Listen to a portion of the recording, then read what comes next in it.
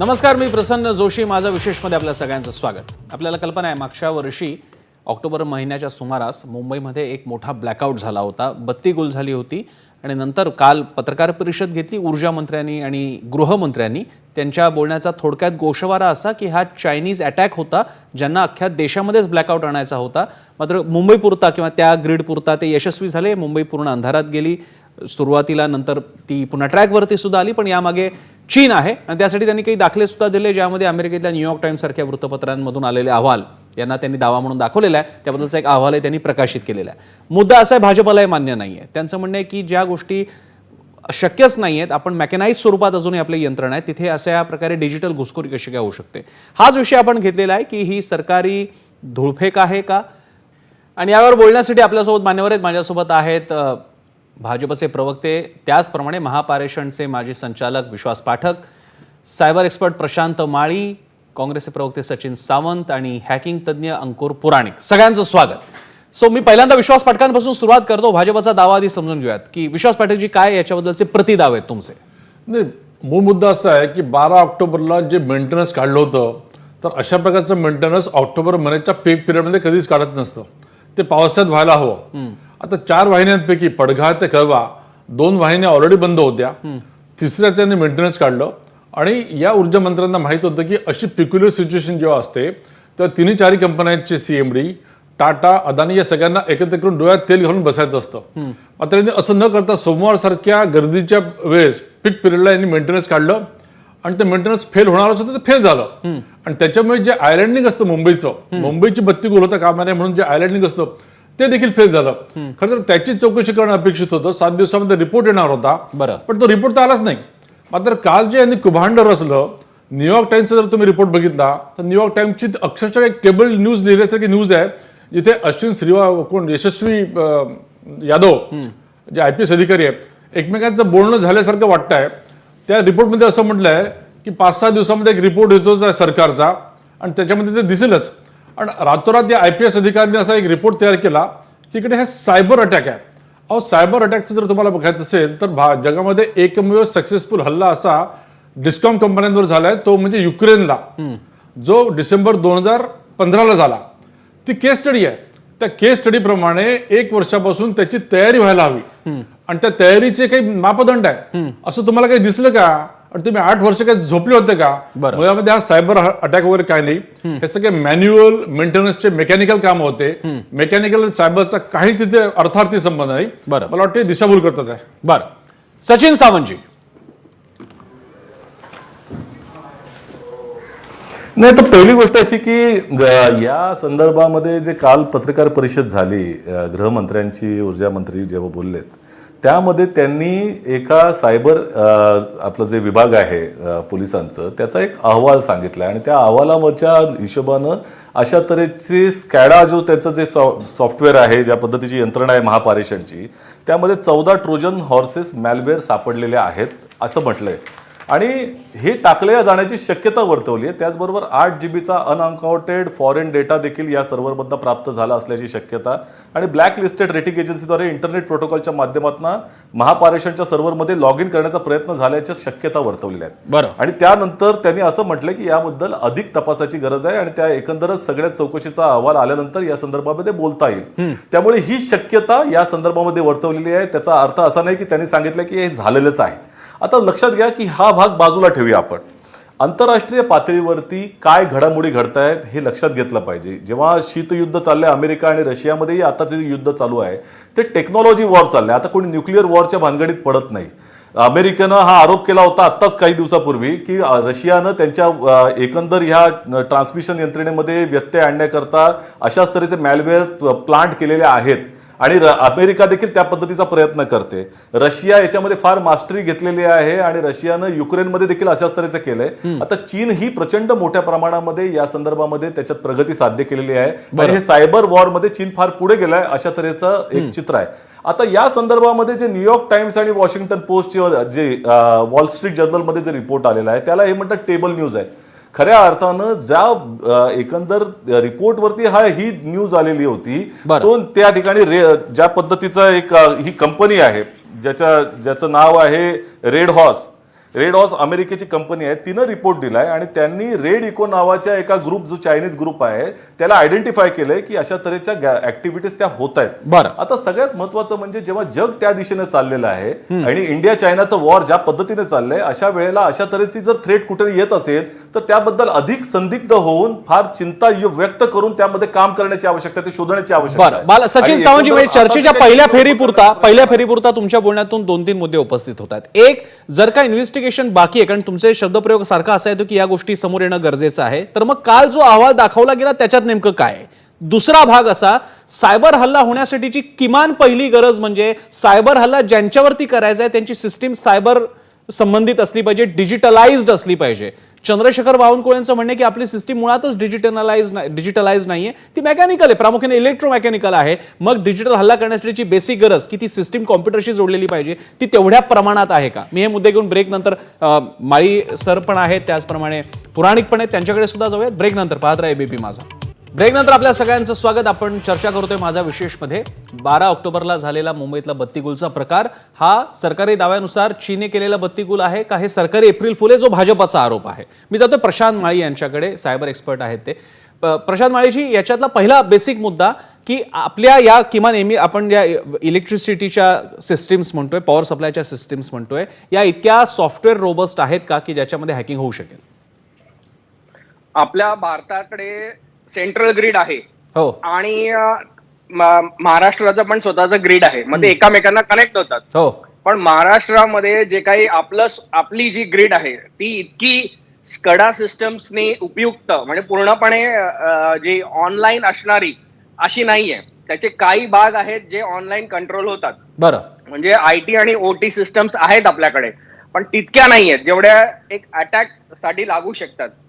पण आपल्यावर हमला झाला असू शकतो काय, काही शंका असू शकते. हो. कारण मॅलवेअर आणि ट्रोजन हे जे आपण चायनीज इक्विपमेंट्स घेतो, हे आधीच चायना पण टाकण्यासाठी विख्यात आहे की ते जे इक्विपमेंट्स असतात त्याच्यामध्ये आधीच ट्रोजन किंवा मॅलवेअर टाकूनच देतात, असा आतापर्यंतचा अनुभव आहे. पण मग आता ह्या घटनेला हे होतं का, तर अजून यांची पूर्णपणे शहानिशा झालेली नाहीये. बरं. आपल्याकडे भारतामध्ये 2 एजन्सीज आहेत, एक म्हणजे सर्टिन आणि दुसरी म्हणजे NCIPC. हे दोन्हीही माहिती व तंत्रज्ञान कायद्याखाली बनवलेल्या ऑर्गनायझेशन्स आहेत भारत सरकारच्या. बरं. यांचं एकाचं काम आहे तुम्हाला पूर्व सूचना देणं, ऍडवायझरी दाखल करणं, म्हणजे सर्टिनचं. हो. आणि NCIPCचं काम आहे की क्रिटिकल इन्फ्रास्ट्रक्चर जे असेल, जसे की आपलं इलेक्ट्रिकल इन्स्टॉलेशन आहे, याची सुरक्षा बघणं. आणि ह्यांच्याकडे पुख्ता कायम ऑडिट करत असतात, त्यांना माहित असतं याच्याबद्दल.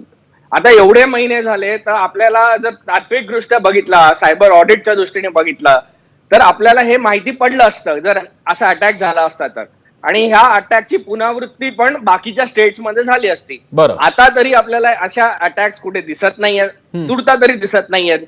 आणि आपण जर रिपोर्टवरच अवलंबून राहायचंय हो. तर आपण सर्टिन किंवा NCIPCच्या रिपोर्टवर अवलंबून राहू शकतो. बरं. आणि हा जो आता आपल्याकडे अहवाल आलाय तो पण कॉन्फिडेन्शियल रिपोर्टच्या आधारावर, आपल्याला ते माहित नाहीये काय झालं. हो. आणि दुसरं म्हणजे मला हा सायबर वॉरफेअरच्या बदली इन्फॉर्मेशन वॉरफेअर जास्त वाटतो, आणि तो पण अमेरिकेकडून आपलं आणि चीनमध्ये काहीतरी थोडीफार भांडणं व्हावी किंवा बरं. कुजत राहावं म्हणून Point आहे. असावं असंही मला शक येतोय.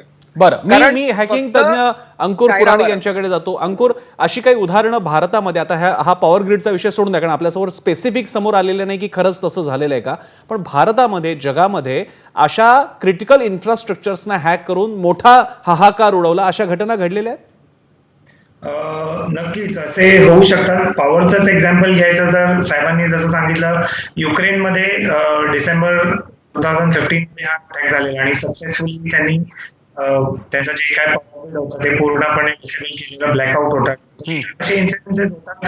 रेल्वेच्या सिस्टम्स, इनफॅक्ट वेबसाईट्स असतात, फंक्शनल वेबसाईट्स असतात, गव्हर्नमेंटचे ऍप्लिकेशन असतात, जसं फॉर एक्झाम्पल वॅक्सिनसाठी ऍप जे आहे. अंकुर, मी तुम्हाला थोडंसं थांबवतोय, तुमचा आवाज डिस्टर्ब होतोय, आमच्यापर्यंत नीट पोहोचत नाही. मी तुम्हाला थोडंसं थांबवतो. मी सचिन सावंतांकडे जातो, त्यानंतर मी पुन्हा तुमच्याकडे येईन. सचिन सावंत, बोला. सचिनजी, एकूण सगळ्यांचं मत असं आहे, आता ते प्रशांत माळी हे तर एक स्टँड अलोन वेगळे पर्सनॅलिटी आहे, सायबर एक्सपर्ट आहेत, त्यांचं सुद्धा म्हणणं आहे की हे इन्फॉर्मेशन वॉरफेअर आहे, आपल्या एकाच्या सिस्टीम्स अशा नाही आहेत की ज्या हॅक केल्या जातील, जरी ट्रोजन हॉर्स वगैरे सापडले असले तरी. नाही, आता त्यांनी एक सांगितलं की अशा पूर्णता नाही आहेत, पूर्ण पण त्याच्यात अशी शक्यता त्यांनी नाकारता येत नाही असंही त्यांचं म्हणणं आहे. प्रश्न असा आहे की या संदर्भामध्ये जागतिक पातळीवर काय चाललंय आणि जी संस्थेचं त्यांनी नाव घेतलं सर्टिनला ही जी रेकॉर्डेड फ्युचर नावाची जी कंपनी आहे अमेरिकेची कंपनीनं 2दा या संदर्भामध्ये माहिती पाठवलेली आहे, त्यांनी त्याची एक्नॉलेज देखील केलेली आहे, त्यावर त्यांनी बोलणं टाळलं. त्यांनी त्या ठिकाणी तशा तऱ्हेचं म्हटलेलं नाही की असं झालेलं नाही म्हणून, हा निर्वाळा दिलेला नाही. लक्षात घेतलं पाहिजे की भारत आणि चीनमध्ये ज्या वेळेला हा संघर्ष बॉर्डरवर चालू आहे त्यावेळेला डिप्लोमसीच्या द्वारे देखील मोठ्या प्रमाणामध्ये गोष्टी होत आहेत. अशा वेळेला एखादी गोष्ट मान्य करणं हा ॲलिगेशनचा भाग असू शकतो, त्यामुळे केंद्र सरकार ती घेऊन गप्प बसणं त्या संदर्भामध्ये निश्चितपणे भूमिका घेऊ शकतं. अनेक गोष्टी आपल्या समोर आणल्या जात नाही, ती वस्तुस्थिती आहे. आता तुम्ही लक्षात घेतलं पाहिजे की अमेरिका आणि चायनामध्ये 5Gच्या संदर्भामध्ये वॉर चालू आहे की नाही चालू आहे? चालू आहे. भारतामध्ये अनेक वेबसाईटवरती चायनीज हॅकर्सने आक्रमण केलंय की नाही, अनेक बँकांच्या इन्फ्रास्ट्रक्चरवर केलंय की नाही, केलेलं आहे. त्यामुळे चायना कुठल्या स्तरावर जाऊ शकतं, टेक्नॉलॉजीचं पुढच्या कालावधीमध्ये कसं वॉरफेअरमध्ये परिवर्तन होऊ शकतं याची काळजी जर आत्ताच घ्यावी लागली तर ती चूक काय?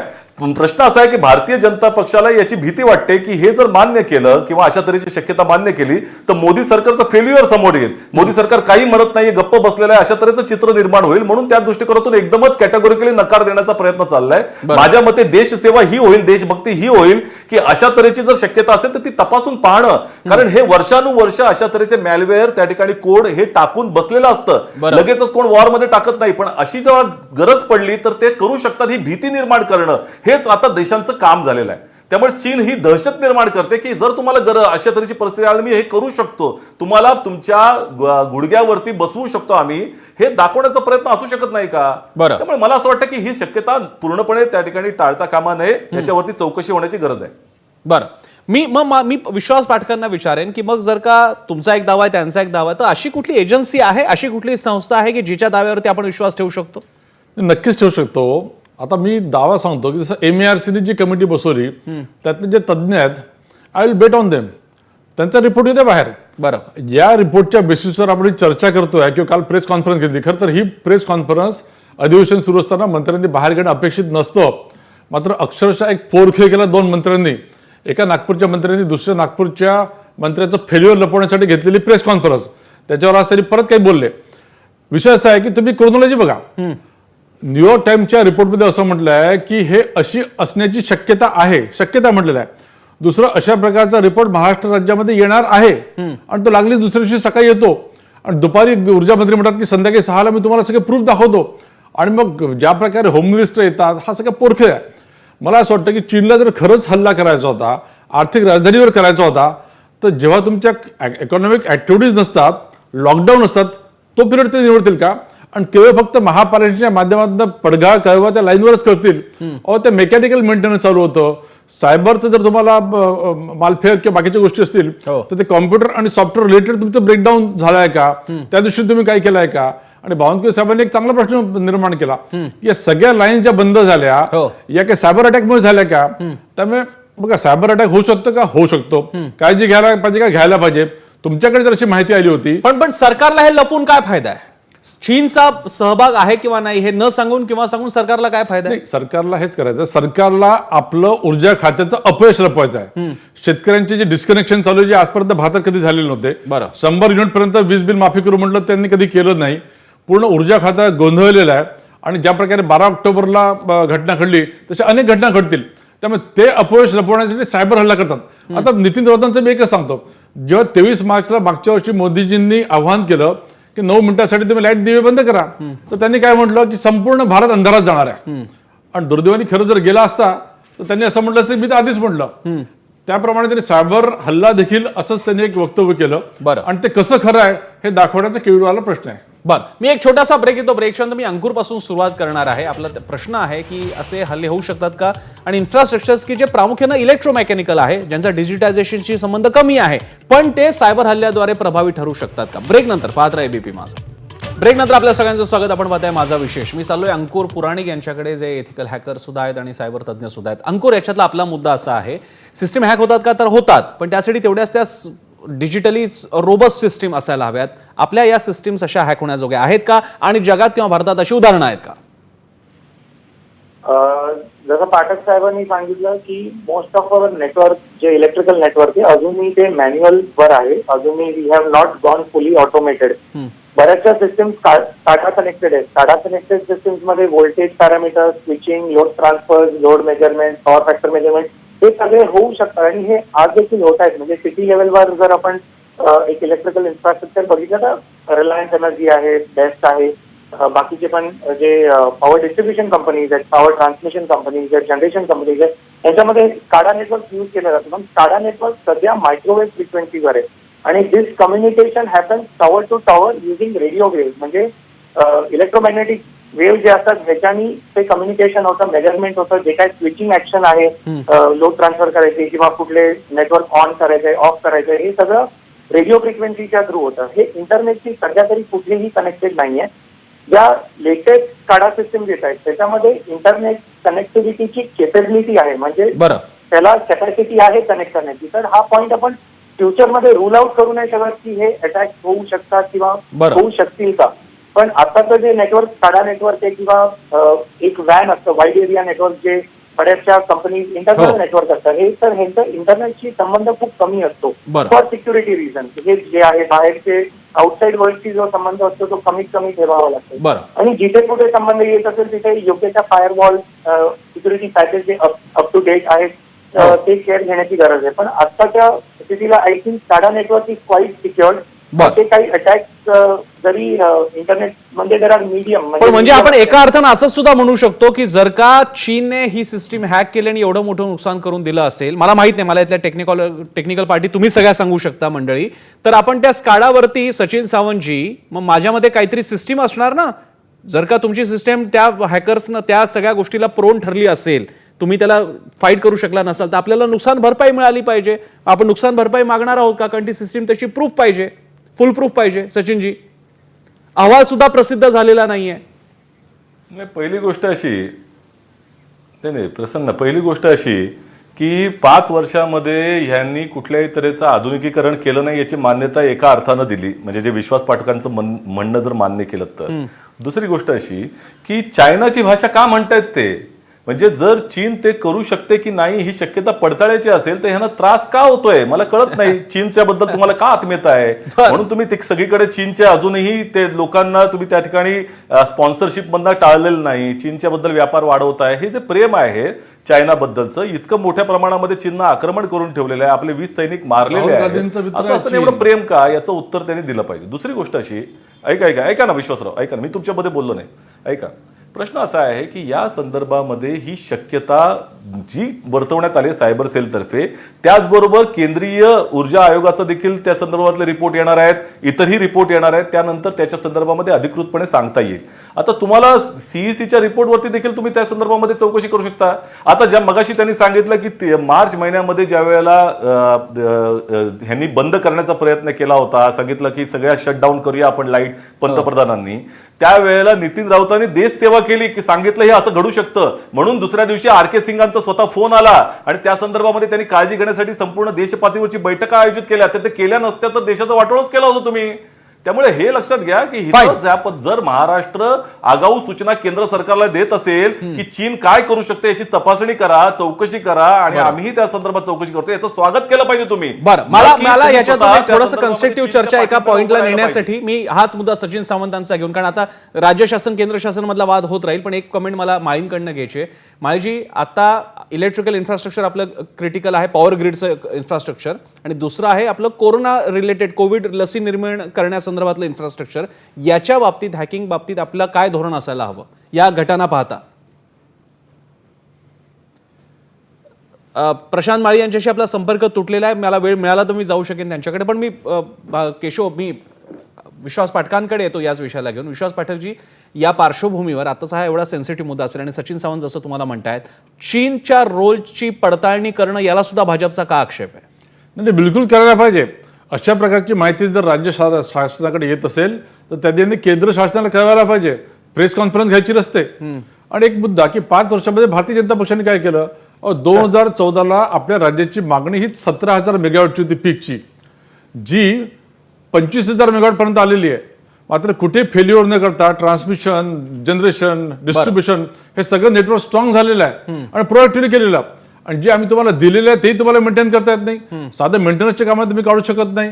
पण मला भाजपला एक प्रश्न विचारायचा, जर का राज्य शासन एवढा मोठा विषय मांडतंय चीनच्या, तर चीनचा विषय जर का येत असेल तर तो परराष्ट्र खात्याच्या अखत्यारीत, केंद्रीय गृह खात्याच्या सुद्धा अखत्यारीत येतो. तर तुम्ही या महाराष्ट्र शासनाच्या रिपोर्ट बद्दल काही एक इंटरिम हस्तक्षेप करणार आहात?